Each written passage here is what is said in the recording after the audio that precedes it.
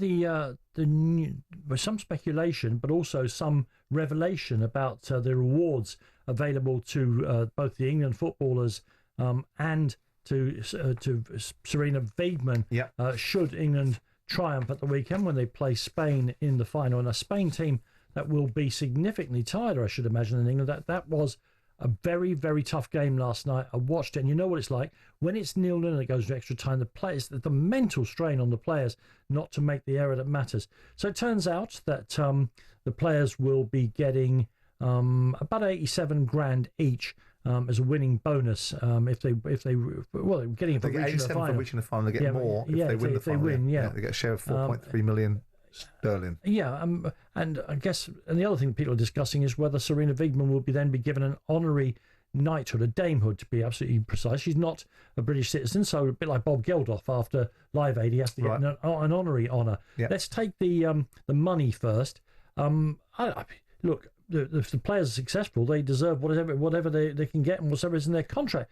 The numbers are tiny compared, of course, to the men's. Absolutely. But all this reflects to me, Simon, is that the women's game is growing. People are putting some money into it. The sponsors are coming, and they come. There's no problem with this. If they reaching the final is a big achievement. If they win it, good to the work it is due. It's all relative to the commercial value of the game, and I don't know what the previous structure was for the last Euros and how much they got and what the comparison is, and see if it actually has grown. But I have no issue. The England men's players give away their bonuses, don't they? And gave them away to charity, I think, in terms of the last competition, because the scale of earnings that they have at domestic level is vastly eclipsing this. So I don't have any view on this. I like to see. I disagree with arguments being put forward by people like Karen Carney that suggest that money in football should be equalised between the men and the women's game. That's an unrealistic expectation, because you've got to commercialise the game, and every opportunity to commercialise it, to benefit the finances of the game, to be able to enhance the talent pool, to be able to invest in the facilities, to be able to build stadiums for women's football that incorporates, because there's a lot to be said for it. I watch the actions and reactions from fans that watch women's football, and I don't like the argument when it's weaponised against men and women.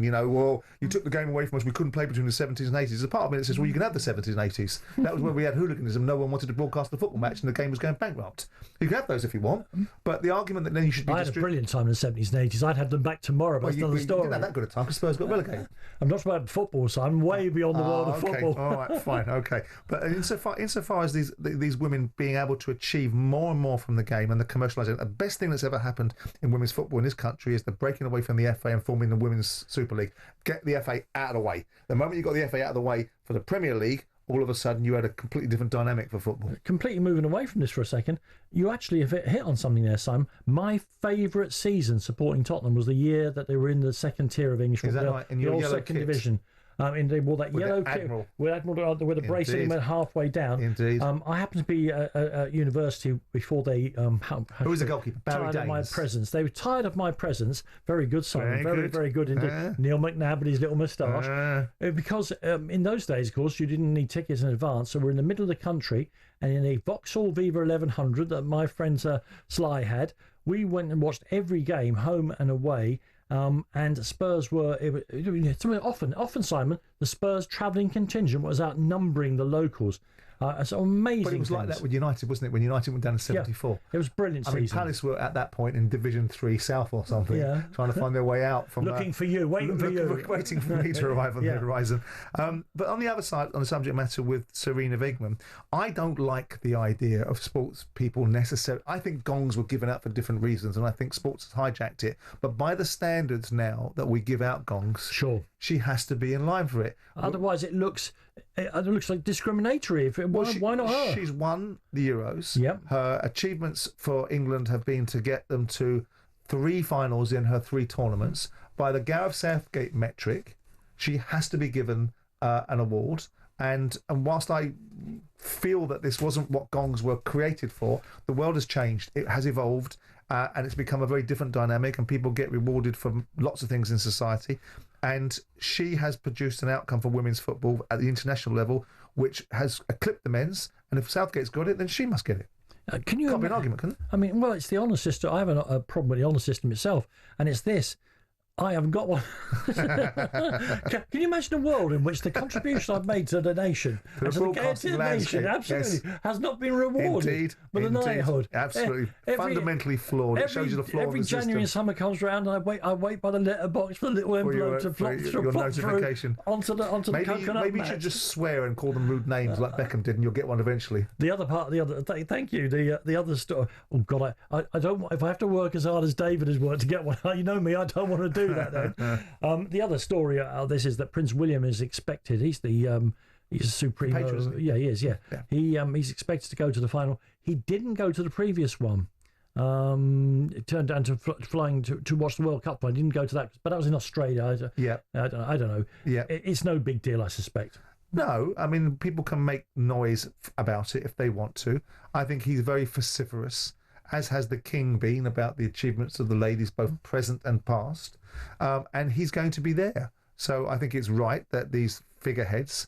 I mean, he's a passionate football fan, isn't he? You saw him in the PSG stadium when he's an Aston Villa fan, which I always find perplexing. I know that's where he went to university, but I always find it perplexing that the future King of England is an Aston Villa fan, with all due respect to Aston Villa, which is a great football club and I have plenty of respect for. The person who's going to be struggling with this is Stan Collymore, who will want the King of England to be an Aston Villa fan, but is so completely Republican that he'll find him absolutely conflicted about the whole thing. But I think it's a fascinating I think England have got a real chance in this final, because I think, despite the fact that I think they've been poor, and they were poor against the Italians, and the Italians have to look at themselves and think, how did we let that one get away from us?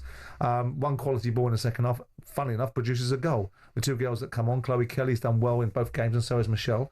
I think that in a high tide, boats rise, and I think England will rise to the opposition. And I've got a sneaking feeling that because they've been poor, with the notable exception of a game against the Dutch, that they might sneak out a victory in this game against the backdrop of the Spanish being everyone's favourites. Yeah, and the Spaniards haven't quite yet played up to the standards, and that's not to say they won't, that they would expect of themselves. And by definition, they are 24 hours tireder than the English team. And as I say, it was a really, really brutally athletic game last night, and they'll have to recover in a way that gives them a chance against England. England have had 2 lots of injury time, haven't they? To play, sure, two lots of extra time to play in games. They have.